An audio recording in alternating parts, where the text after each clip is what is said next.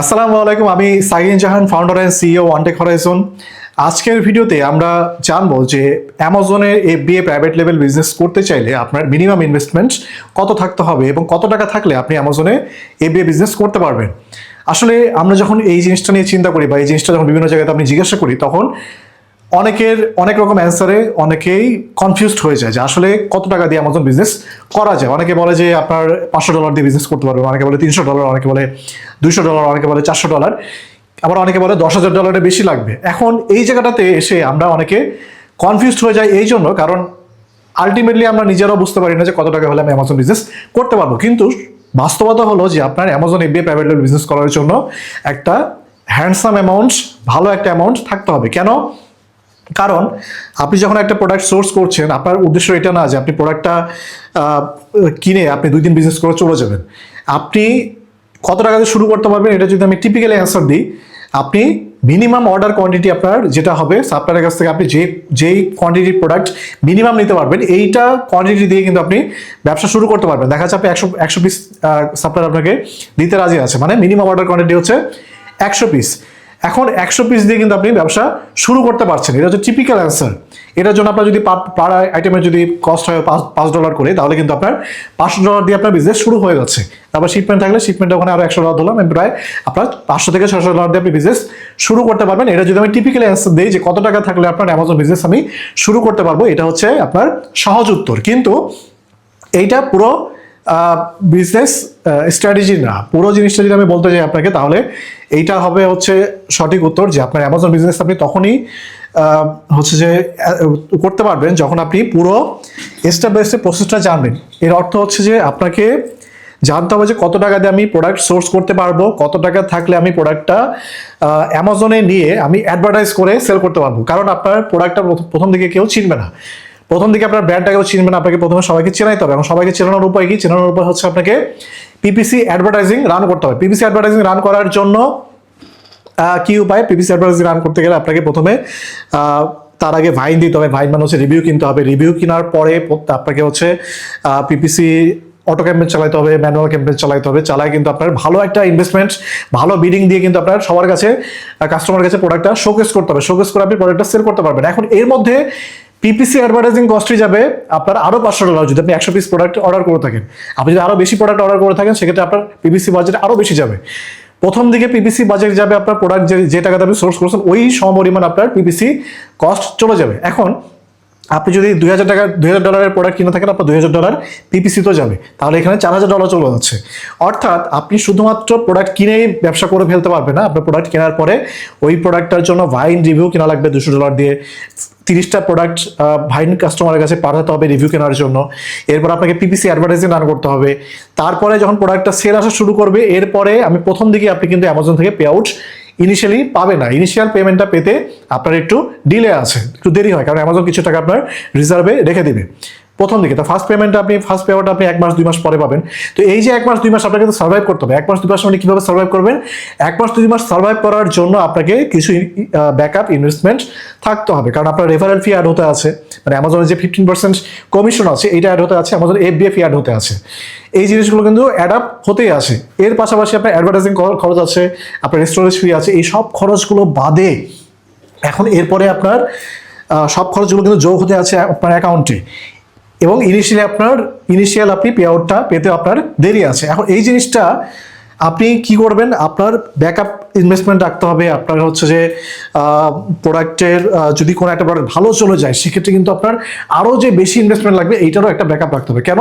কারণ কোনো একটা প্রোডাক্ট যদি আপনার দেখাচ্ছে আপনি 100 পিস কিনছেন, সেই প্রোডাক্ট আপনার 10 দিনে শেষ হয়ে গেছে বা 20 দিনের মধ্যে শেষ হয়ে গেছে, এর অর্থ কি? এটা একটা গুড সাইন যে আপনার প্রোডাক্টটা ভালো সেল হচ্ছে। এখন যখন আপনার প্রোডাক্ট ভালো সেল হবে, তখন সেটা আপনাকে বাল্ক প্রোডাকশনে যেতে হবে, রিঅর্ডার করতে হবে আরও বেশি প্রোডাক্ট, বেশি কোয়ান্টিটি। কেন? কারণ আপনি দেখা যাচ্ছে 500 পিস অর্ডার করা লাগতে পারে, 1000 পিস অর্ডার করা লাগতে পারে, যারা আপনি আরও 3-4 মাস সার্ভাইভ করতে পারেন। কারণ আপনার এখানে কিন্তু একটা শিপমেন্ট লিড টাইম আছে, আপনার একটা প্রোডাকশন লিড টাইম আছে। আপনার যদি শিপমেন্ট লিড টাইম থাকে 1 মাস বা 1.5 মাস এবং প্রোডাকশন লিড টাইম থাকে প্রায় হচ্ছে যে 15 থেকে 20 দিন, তাহলে কিন্তু আপনার 2 মাস থেকে 2.5 মাসের একটা বাফার টাইম আছে, এই টাইমটার মধ্যে যেন আপনি আউট অফ স্টক না হয়ে যান, এটার জন্য আপনাকে বাল্ক প্রোডাকশনে যেতে হবে। আপনি যে প্রোডাক্টটা ভালো সেল হচ্ছে সেই প্রোডাক্টের পরবর্তীতে আপনি যে 1000 পিস, 500 পিস বা 2000 পিস আরও বেশি কোয়ান্টিটি অর্ডার করে রাখতে হবে। এইটার জন্য যে ব্যাকআপ ইনভেস্টমেন্ট এইটাও কিন্তু আপনার কাছে থাকতে হবে। তার মানে কি, আপনাকে প্রথমে আপনি যে প্রোডাক্টটা কিনছেন, যে এমওকিউ দিয়ে প্রোডাক্ট কিনছেন, এটাই আপনার মূল ইনভেস্টমেন্ট থাকলে কিন্তু 2 দিন পরে আপনার প্রোডাক্ট আউট অফ স্টক হয়ে যাবে, আপনি কিন্তু ওখানেই আপনার ব্যবসা বন্ধ। পক্ষান্তরে আপনি যদি পাশাপাশি আরও ব্যাকআপ ইনভেস্টমেন্ট রাখেন, যেখান থেকে আপনি অ্যাডভার্টাইজিং চালাবেন, আপনার ইনিশিয়াল যে পে আউটটা পেতে যে সময় লাগবে সেটা পাওয়ার আগ পর্যন্ত যে আপনার এফবিএ ফি, রেফারেল ফি, স্টোরেজ ফি অ্যাড হতে আছে, এই জিনিসগুলো যে আপনার যেগুলো অ্যাড হচ্ছে আপনার অ্যাকাউন্টে, এই টাকাগুলো আপনার ব্যাকআপ হিসেবে রাখতে হবে। পাশাপাশি কোনো একটা প্রোডাক্ট যদি ভালো সেল হয়ে যায়, ভালো পারফর্ম করে, সেইটার জন্য ব্যাকআপ আপনার ইনভেস্টমেন্ট কিন্তু অবশ্যই রাখতে হবে, আদারওয়াইজ কিন্তু আপনি বিজনেসে সাস্টেইন করতে পারবে না। তো মূল প্রশ্ন এটা হওয়া উচিত না যে আমি কত টাকা দিয়ে বিজনেস করতে পারবো, মূল প্রশ্নটা এটা হতে হবে যে আপনি কত টাকা থাকলে অ্যামাজন প্রাইভেট লেভেল বিজনেস করে বিজনেসে সাস্টেইন করতে পারবেন। সাস্টেইনেবিলিটি হচ্ছে মূল জিনিস। আপনি বিজনেস করলেন, 2 দিন পর আপনার বিজনেস বন্ধ হয়ে গেল, কারণ প্রোডাক্ট স্টক আউট হয়ে গেছে, আর প্রোডাক্ট আপনার হাতে নাই, বা আপনি অ্যাডভার্টাইজিং করার মতো আপনার কাছে টাকা নাই, তাহলে কিন্তু আপনি বিজনেস সাস্টেইন করতে পারবেন না। সাস্টেইন না করতে পারলে আপনি বিজনেস কেন করতে আসছেন? আপনাকে বিজনেস করতে গেলে অবশ্যই বিজনেসের সাস্টেনেবিলিটি নিয়ে চিন্তা করতে হবে যে কত টাকা থাকলে আপনি বিজনেসটা করে আমি বিজনেসটা সাস্টেইন করতে পারবো। তো এই জিনিসটা আমরা বাংলাদেশিরা যখন আমাদের বিভিন্ন জায়গাতে আমরা ফোরামে হোক বা বিভিন্ন যারা অ্যামাজন সার্ভিস প্রোভাইড করে থাকে এদেরকে যখন জিজ্ঞাসা করি, তারা এমন একটা অ্যান্সার দেয় যেটা শুনে আমরা আসলে কনফিউজড হয়ে যাই। কারণ আমরা যখন পরবর্তীতে বিজনেসে নামি, তখন আমরা যেটা শুনছি সেটার সাথে আমাদের কথার সাথে কাজ মিলে না। কেন? আমরা শুনছি যে $500 বিজনেস করা যায় সত্য, বাট যখন বিজনেস করতে নামছি তখন দেখি যে হ্যাঁ আমার তো অ্যাডভার্টাইজিং করা লাগবে প্রোডাক্টের, আমার তো রিভিউ কিনতে হবে, আমাকে তো স্টোরেজ ফি আছে, রেফারেল ফি আছে, বিএ ফি আছে, এগুলো অ্যাড হতে আছে, কারণ প্রথম পেমেন্টটা তো পেতে দেরি হচ্ছে। তাহলে এই জিনিসগুলো কি হবে? এই জিনিসগুলো কিন্তু আমার পরবর্তীতে তাহলে কিন্তু আমার আরও বড় একটা ব্যাকআপ ইনভেস্টমেন্টের ব্যাপার চলে আসছে। এরপরে যদি কোনো একটা প্রোডাক্ট ভালো সেল হওয়া শুরু করে, সেক্ষেত্রে কি, সেক্ষেত্রে ইনভেস্টমেন্ট আরও বেশি। কেন? পরবর্তীতে আমাকে, যেটা আমি প্রথমে 100 পিস কিনছিলাম, 100 পিস আমার 10 দিনে শেষ হয়ে গেছে, 20 দিনে শেষ হয়ে গেছে, পরে আমাকে ওইটাকে যদি আরো 5 মাস সাস্টেন করাতে চাই, সেক্ষেত্রে আমাকে 1000 পিস, 2000 পিস, এমনকি 5-10 হাজার পিসও কিনা রাখতে পারে। তো এই যে বাল্ক অর্ডার আমি করবো, এই টাকা আমার টাকা না থাকলে আমি কিভাবে করবো? কারণ আমি প্রথমে যে ইনভেস্টমেন্ট করছি, এই টাকা আমি পেতে পেতে তো আমার দেরি আছে, এই টাকা তো আমি একবারে টাকা পাবো না। বা আমার এমনও হতে পারে যে আমি এখান থেকে কোনো প্রফিটই পাচ্ছি না, প্রথম দিকে আমার জাস্ট ব্রেক ইভেনে সেল হচ্ছে বা একটু লসে সেল হচ্ছে। তো এই যে একটা বড় একটা ইনভেস্টমেন্ট, এইটা আমাকে অবশ্যই থাকতে হবে যদি আমি অ্যামাজন প্রাইভেট লেভেল বিজনেসে সাস্টেন করতে চাই এবং এখান থেকে বড় একটা বিজনেস এস্টাবলিশ করতে চাই। আদারওয়াইজ কিন্তু আমি বিজনেস এস্টাবলিশ করতে পারবো না, আমি সাস্টেন করতে পারবো না যদি আমার ব্যাকআপ প্ল্যানগুলো, ব্যাকআপ ইনভেস্টমেন্ট না থাকে। তো আমি যদি একদম ভালোভাবে উত্তর দিই যে কত টাকা থাকলে আপনি Amazon FB private level business করতে পারবেন, এটার উত্তর হচ্ছে আপনাকে মিনিমাম $4000 থেকে $5000 থাকতে হবে। তার মধ্যে আপনি $2000 দিয়ে প্রোডাক্ট কিনবেন এবং শিপমেন্ট করবেন, এবং আপনার হচ্ছে যে পরবর্তী যে বাকি যে টাকাগুলো থাকে সেগুলোতে আপনি অ্যাডভার্টাইজিং করবেন এবং আপনার অ্যামাজন বেপি, রেফারেল ফি, স্টোরেজ ফি, এগুলো ফিগুলো আপনি কাভারেজ করবেন এই বাকি টাকা দিয়ে।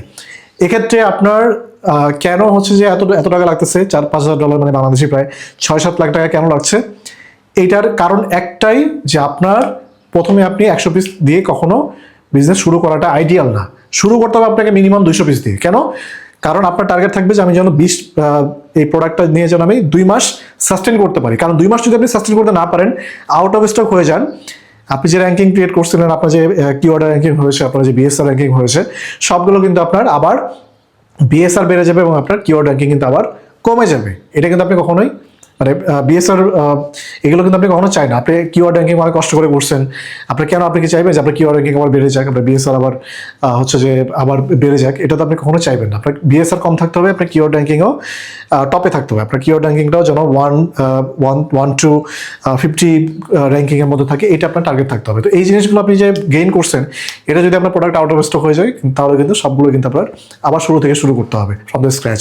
তো এটা তো আপনি কখনো চাইবেন না। আপনি তো চাইবেন যে আপনার যে র্যাঙ্কিংগুলো ক্রিয়েট করছেন, যে কিওয়ার্ড র্যাঙ্কিং আসছে, যে বিএসআর আসছে, র্যাঙ্কিং আসছে, এগুলো কিন্তু আপনি ধরে রাখতে চাইবেন। তো ধরে রাখার জন্য, এই সাস্টেনেবিলিটির জন্য আপনাকে অবশ্যই ভালো একটা ইনভেস্টমেন্ট ব্যাকআপ নিয়ে নামতে হবে। আদারওয়াইজ কিন্তু আপনি অ্যামাজন প্রাইভেট লেভেল বিজনেসটা আপনার জন্য না। আপনি অন্যান্য বিজনেস মডেল ট্রাই করতে পারেন, যেমন ট্রেস্ট অফ ড্রপশিপিং ট্রাই করতে পারেন, হোলসেল ট্রাই করতে পারেন, এগুলো ট্রাই করতে পারেন। But Amazon FBI private level business করতে গেলে অবশ্যই ভালো ইনভেস্টমেন্ট নিয়ে নামতে হবে। $4,000 থেকে $5,000 বা ক্ষেত্র বিশেষে আরও বেশি। যদি ওনার প্রোডাক্ট ভালো চলে যায়, সেক্ষেত্রে আপনার $10,000 প্রোডাক্ট নিয়েও $10,000 ইনভেস্টমেন্ট নিয়েও নামতে হবে। পাশাপাশি এটা আমি বললাম শুধুমাত্র একটা প্রোডাক্টের ক্ষেত্রে। আপনি যদি 2টা 3টা প্রোডাক্ট নিয়ে নামতে চান সেক্ষেত্রে ইনভেস্টমেন্ট আরও বেশি, সেক্ষেত্রে আপনার দেখা যাচ্ছে 12,000 থেকে $15,000 ইনভেস্টমেন্ট নিয়ে নামতে হবে। কেন? 2টা প্রোডাক্ট নিয়ে নামাটা কখনো আইডিয়াল না, বা একটা প্রোডাক্ট নিয়ে নামাটা কখনো আইডিয়াল না। কমপক্ষে 3টা প্রোডাক্ট নিয়ে নামাটা আইডিয়াল। কেন? 3টার মধ্যে অন্তত 1টা 2টা ভালো পারফর্ম করবে, কিন্তু একটা নিয়ে নামাটা খুবই হাই রিস্ক। একটা নিয়ে নামলে একটা প্রোডাক্ট ভালো নাও করতে পারে, না করলে সেক্ষেত্রে আপনার বিজনেস ওখানে স্টপ করে দিতে হবে। বাট আপনি যদি 3টা প্রোডাক্ট নিয়ে নামেন, 3টার মধ্যে একটা না 2টা, একটা অথবা 2টা কিন্তু ভালো করবে। এই জন্য অবশ্যই আপনাকে ভালো ইনভেস্টমেন্ট ব্যাকআপ নিয়ে রাখতে হবে। কারণ আপনি যদি এখান থেকে $1 মিলিয়ন বিজনেস করতে চান, অ্যামাজন বিজনেস এত সহজ না আসলে।